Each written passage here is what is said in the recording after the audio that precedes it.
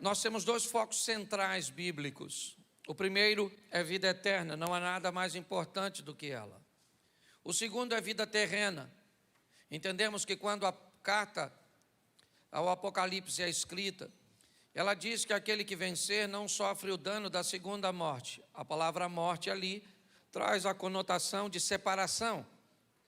Na verdade, quando uma pessoa morre, ela só morre porque o espírito deixa o corpo. E quando o espírito deixa o corpo deixa, de ter vida, certo? Assim como o homem estava ali feito, quando Deus sopra o espírito nele, ele obtém vida. Quando o espírito sai do corpo, o corpo morre. Ou seja, quando o espírito se separa do corpo, quando há a separação, o homem enfrenta a primeira morte. Agora nós temos a segunda morte, que é o momento da alma, aquela que deveria voltar para Deus porque pertence a Ele, agora, pelo motivo do pecado, que não foi confessado, que não houve arrependimento, que não houve conversão, essa alma agora se separa de Deus. Como a alma, ela é eterna, o que acontece? Nós olhamos e vemos a preocupação de Deus primeiro com a vida eterna. Sempre vai ser assim. Mas Ele também tem uma preocupação muito grande com a primeira vida, a vida terrena. Que estilo de vida você vai levar aqui? Você foi criado para quê? Para sofrer, para perecer, para vencer. É sempre vitória, é sempre derrota. Como é que funciona isso? Nós temos falado muito aqui sobre processo. Eu não sei se você já reparou, por muitas vezes, nós vivemos debaixo de um processo sem notar que é um processo. Preste atenção, quando você se levanta, há um processo para você começar as suas atividades. Algumas pessoas levantam, escovam seu dente, tomam banho, outras tomam banho, escovam o dente, outras escovam o dente enquanto toma banho. Mas ninguém escova o dente. Ou melhor, ninguém toma banho se vestiu sua roupa primeiro. Normalmente você levanta, vou falar o ritual ou o processo da maioria das pessoas. Você se levanta, certo? Quem tem o hábito de tomar banho, toma banho, escova o dente, se enxuga, coloca sua roupa íntima. Coloca o sapato primeiro? Não, primeiro você coloca a roupa. O sapato vai por... Na verdade, isso é um processo. Coisas que vão sendo feitas, de uma forma, vamos dizer, correta, ordeira. Quando nós vamos viver nessa terra, primeiro nós temos que entender o modelo cujo qual Deus está estabelecendo. Eu vou mostrar para você 7 coisas rápidas em Gênesis, que se nós conseguirmos aplicar na nossa vida, nós vamos levar a nossa vida de uma forma extraordinária. Nós vamos viver uma vida abundante e nós vamos viver momentos pontuais de sofrimento, porque a Bíblia diz, no mundo tereis aflições. Então não dá para fugir 100% das aflições. A Bíblia diz que nós vamos ter aflições e nós vamos ter aflições. A minha pergunta é, qual a quantidade de aflições que nós vamos viver? Todos nós sofremos, mas tem pessoas que têm um nível de sofrimento muito alto. Ele sofre muito mais do que vive, e outras pessoas vivem muito mais do que sofrem. Tem muito mais momentos de alegria, de satisfação, de prazer, do que momento de dores. A nossa proposta é essa, é que a margem de seu sofrimento seja extremamente pequena, para que pessoas que olhem a sua vida te perguntem, observem e digam, que estilo de vida é esse? Eu gostaria de ter isso. muito mais amigos do que inimigos, muito mais de momentos bons do que de ruins, muito mais de sucesso do que de fracassos. Esse é o contexto bíblico. E quando olhamos para Gênesis, antes de criar o homem, Deus cria um modelo cujo qual Ele deseja que o homem viva. Que modelo é esse, pastor? Primeiro, o modelo da criação. Quando Deus começa a chamar à existência as coisas que não existem, como se elas já existissem, Ele estabelece o modelo de vida que o indivíduo deve levar. Por isso que a Bíblia diz que o justo viverá pela fé. E a fé é a certeza daquilo que não se vê. A fé é aquilo que chama à existência as coisas que não existem, como se elas já existissem. E Ele assinou isso no Gênesis, chamando a existência, e disse: haja isso, faça-se assim. Por que é que Ele chama a existência? Por que é que não cria tudo de uma vez? Ele está estabelecendo um processo, onde a base é a fé, chamando a existência as coisas que não existem. E pode notar que todas as vezes que ele termina algo, o texto também termina dizendo: e viu Deus que era bom. Ele cria pela fé e supervisiona pela visão. Tudo que é feito, no término da execução, há uma supervisão. Ele observa, avalia, verifica. É assim que funciona. Quando nós começamos a entender isso, os sinais do Gênesis 1 podem nos ajudar demais. Primeiro, entenda que o homem viverá pela fé. Por isso ele abre: no princípio criou Deus os céus e a terra. Quando nós olhamos para isso, aqui vem uma chave. Que chave é? Os céus vêm primeiro, sempre. A prioridade é os céus. Gênesis 1:1. No princípio cria Deus céus e terra. Buscai primeiro o reino de Deus e sua justiça. Mais importante é obedecer a Deus do que aos homens. Ajuntai tesouro nos céus, onde traça, ladrão e ferrugem não pode comer, que não pode destruir. Que adianta o homem ganhar o mundo inteiro e perder a alma? Note que há uma prioridade aqui. Quem vai viver com Deus vai viver pela fé, é verdade. Mas ele também vai ter que entender que os céus sempre têm prioridades. Sempre. Agradar o mundo espiritual, obedecer às sentenças e orientações. Todas as vezes. Se você é crente, se vai gostar, não vai gostar do que ouvir.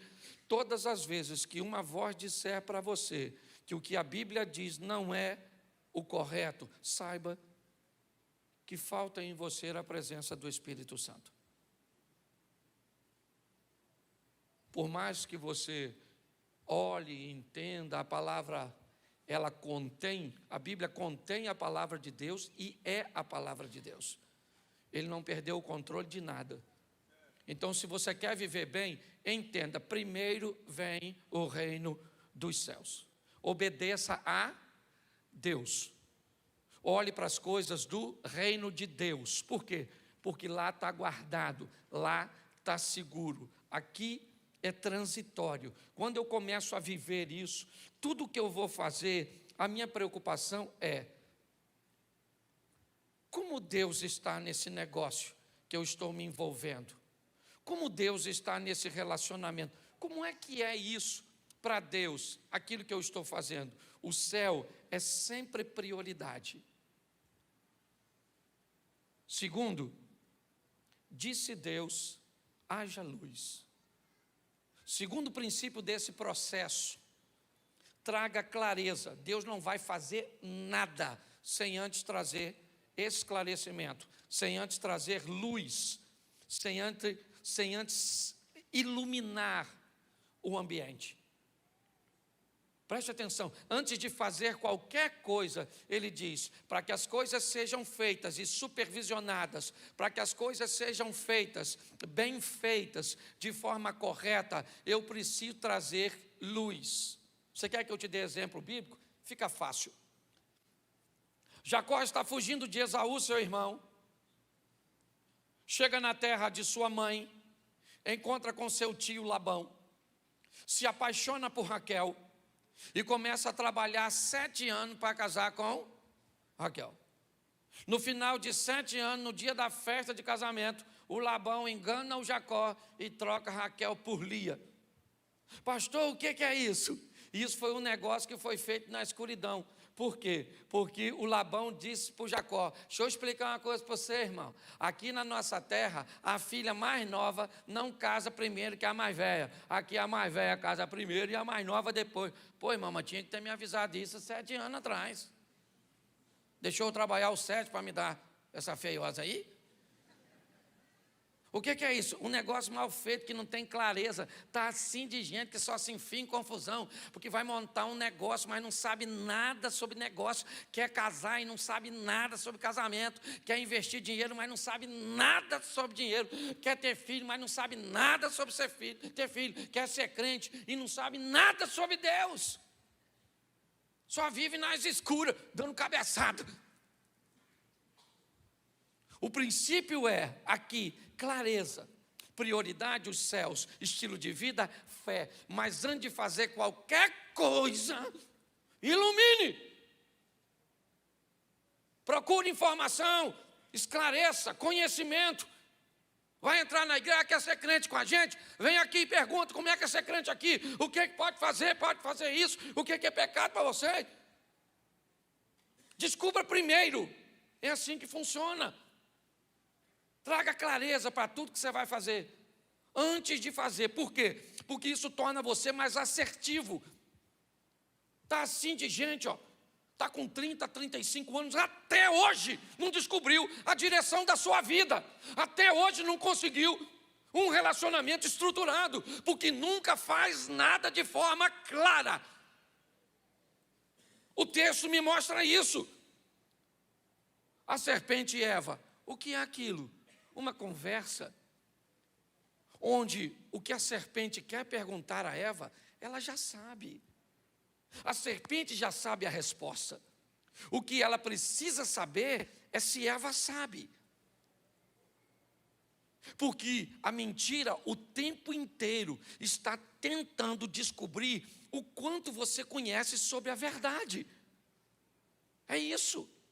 O que nós vemos aqui é uma falta de clareza na informação que Eva tem no que diz respeito à árvore. Quando a serpente, ou seja, quando o mal descobre que as informações que ela tem são falhas, são precárias, quando o mal descobre que há mais trevas na mente de Eva no que diz respeito àquela situação do que luz, ele diz, é fácil enganá-la.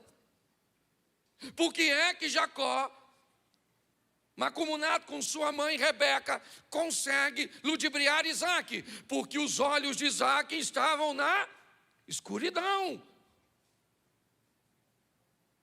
É assim que funciona. O que a Bíblia está dizendo, vai fazer qualquer coisa, traga luz. 3 horas da manhã, Jesus vem andando sobre as águas. Os discípulos começam a gritar e dizer, é um fantasma. Por que é que eles estão com medo e confundem Jesus com um fantasma? Porque a visibilidade era baixa, estava escuro. Todas as vezes que você vai fazer qualquer coisa nessa vida, antes de fazer, traga luz. Quanto mais luz você tiver. Ah, pastor, agora que eu aceitei Jesus, a minha vida piorou. Não piorou nada. É que quando você aceita Jesus, uma luz acende, e quando a luz acende, a sujeira aparece. Não piorou nada. O que aconteceu é que a luz cuja qual agora você trouxe para a sua vida, mostrou uma sujeira que você não via enquanto estava na escuridão.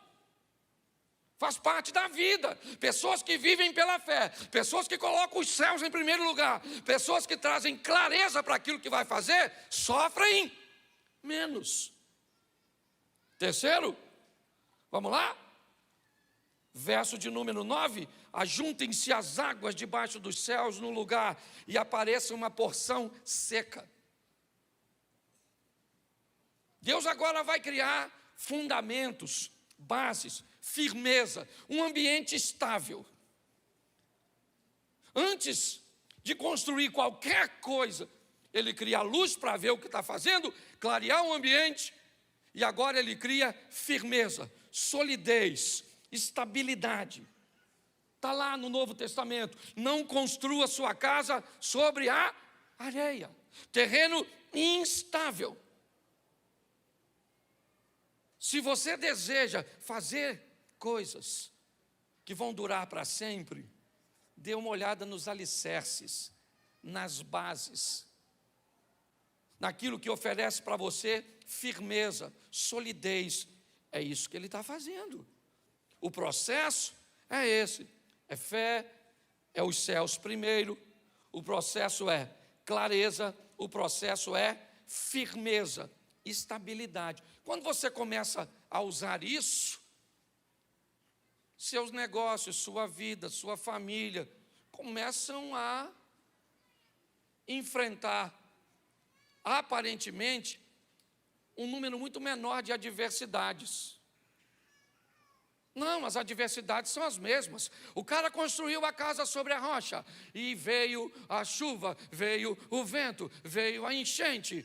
E o cara construiu a casa sobre a areia, e veio a chuva, e veio o vento, e veio a enchente. Ou seja, o que a Bíblia está dizendo é que a mesma coisa que vem para o obediente, vem para o desobediente. A mesma coisa que vem para aquele que constrói a casa num terreno firme, vem para aquele que construi a sua casa num terreno instável. Eles enfrentam os mesmos problemas, só que quando a casa dele não cai, o outro olha e diz: nossa, a tempestade que veio sobre a minha é muito mais forte do que veio sobre a dele. Não! A tempestade é a mesma, a base e os fundamentos é que são diferentes. Todos nós enfrentamos as mesmas tentações. Não há uma liberação no mundo espiritual para tentar destruir você mais do que a mim. Não é assim que funciona. Mas as bases fazem a diferença. E é isso que Deus está mostrando. Eu crio porções secas. Verso 11. Agora, nessa porção seca, de dia, pela fé, certo? Os céus governando, diz assim: produza a terra que ele criou firme, erva verde, erva que dê semente, árvore frutífera, segundo dê o fruto, segundo a sua espécie, e cuja semente está nela sobre a terra. Preste atenção, o que Deus está criando é sustentabilidade.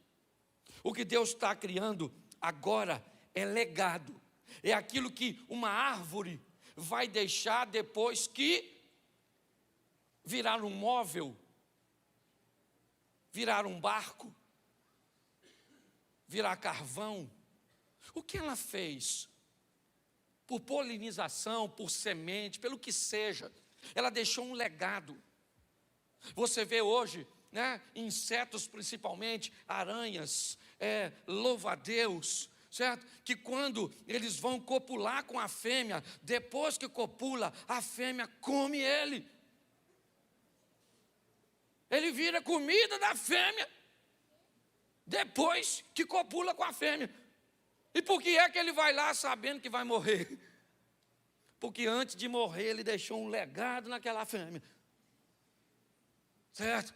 Mas um montão de aranhazinha na viúva negra, certo? Presta atenção, o que é isso? Deus está dizendo: olha, a árvore traz nela o legado para a próxima, ou seja, a sustentabilidade.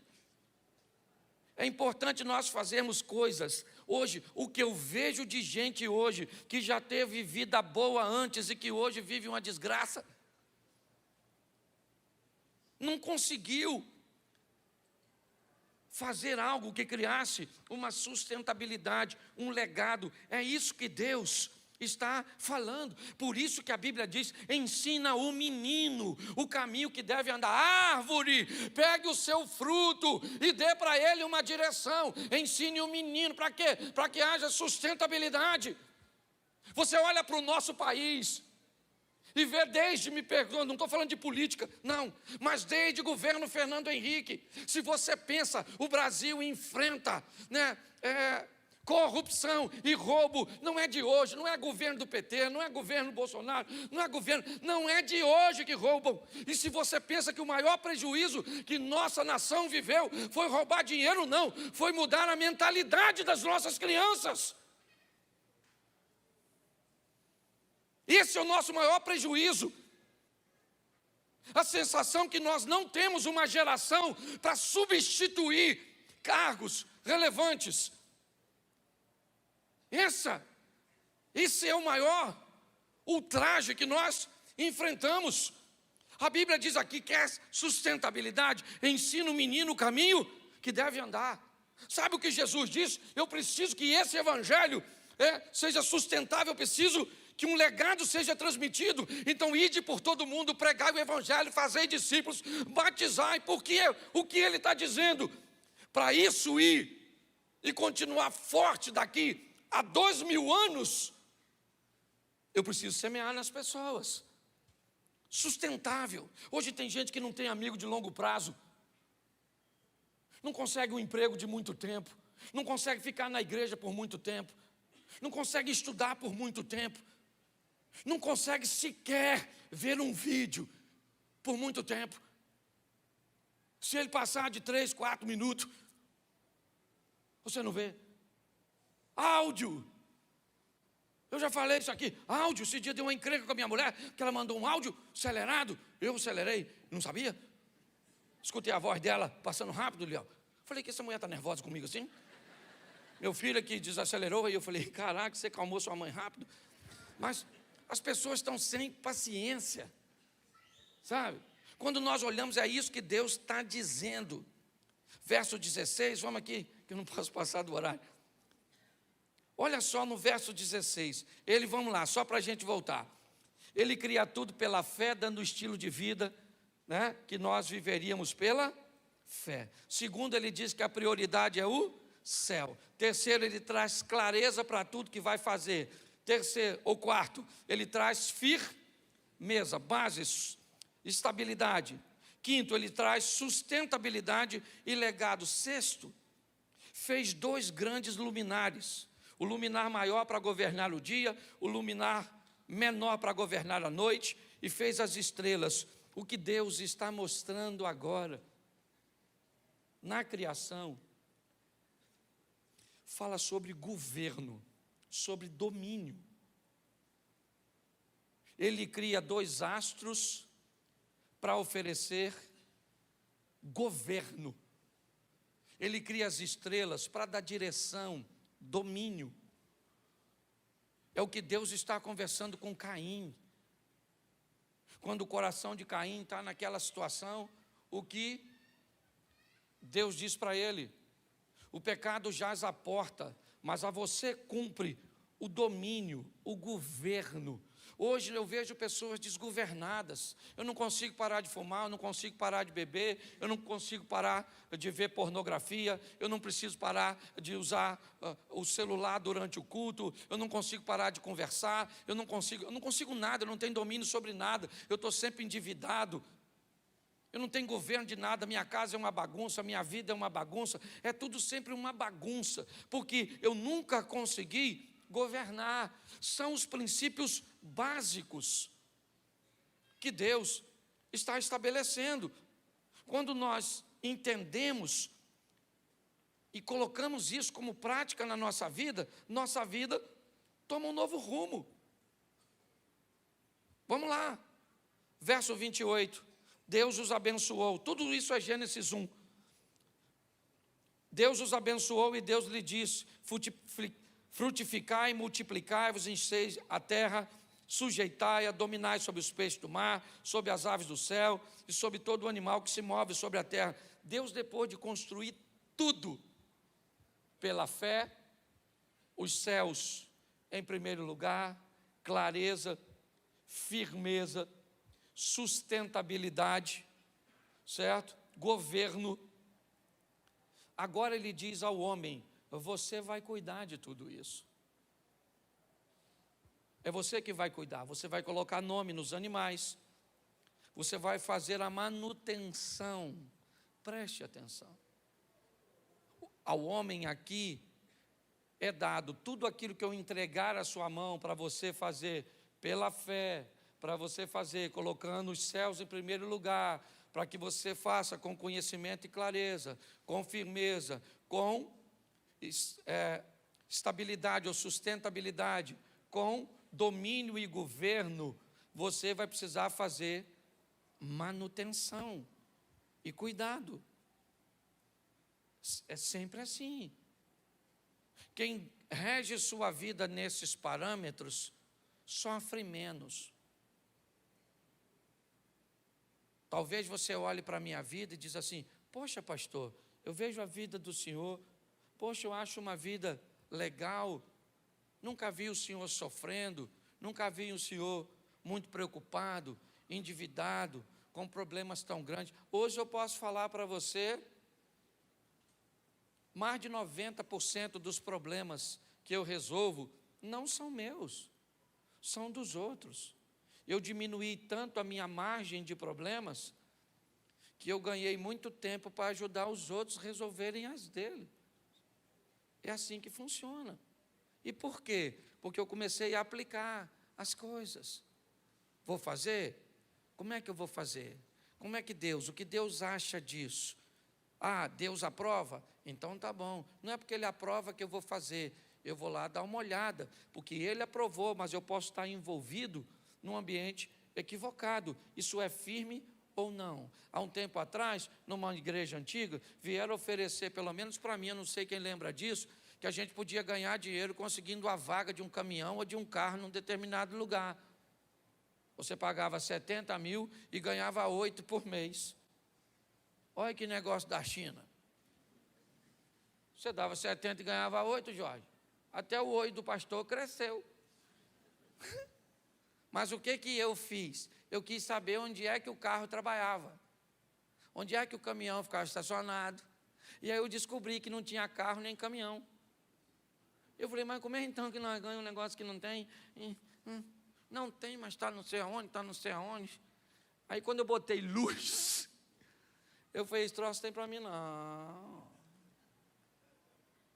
E um dia eu fui falar sobre isso na igreja, de gente que tinha colocado dinheiro e perdeu. Sabe o que eles fizeram? Desviou. Foi tudo embora. Nossa, o pastor falou. Você está rindo? Cuidado que você pode estar rindo de você, em outra situação. Então a nossa proposta é essa. Quando você olha para Gênesis 1, lá no finalzinho, o 31, diz assim: e viu Deus tudo quanto tinha feito, e eis que era muito bom. Ele foi até descansar no 7º, de tão feliz que ele ficou. Estava tão bom o quê? O ambiente que ele criou para o homem viver. Com firmeza, clareza, estabilidade, sustentabilidade, governo, certo? Tudo. Ele falou: esse negócio é tão bom que eu vou dormir.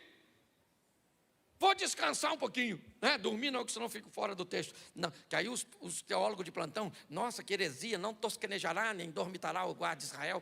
Então tem que me retratar. Não, o inimigo usa umas pessoas, já para botar defeito na mensagem. Certo? Mas deixa eu falar com Deus dormindo então, tá bom? Ele diz para os discípulos: aí rapaziada, vão dar um pulinho do outro lado do mar. Ele entra no barco e dorme. Porque o que ele está dizendo? Eu não tenho mais nada para fazer por vocês. Profeta Isaías: que poderia eu mais fazer a minha vinha que não tenha feito? Agora cantarei o meu amado, o cântico do meu querido a respeito da sua vinha. Plantei uma vinha no outeiro fértil, cerquei, limpei das pedras, construí uma torre, construí nela um lagar, e eu esperava que desse elas uvas boas, mas deu uvas bravas. Que poderia mais eu fazer? O que há mais entre mim e a minha vinha? É Deus falando no profeta Isaías. O que Deus está falando para mim e para você? Olha, como é que é o seu nome? É. Maria, sabe o que Deus está falando? Maria, eu criei tudinho para você dar certo, Maria. O ambiente tudinho, Maria. Não se lasca, não. Porque eu criei tudo para você dar certo. Se você está dando errado, tem alguma coisa de errado. Onde, pastor? É o Satanás. Não é. Deixa o pobre coitado do diabo. Já é chifrudo sem ter mulher. É uma tormenta. O pobre coitado. Você está entendendo? Escuta o que eu estou te falando.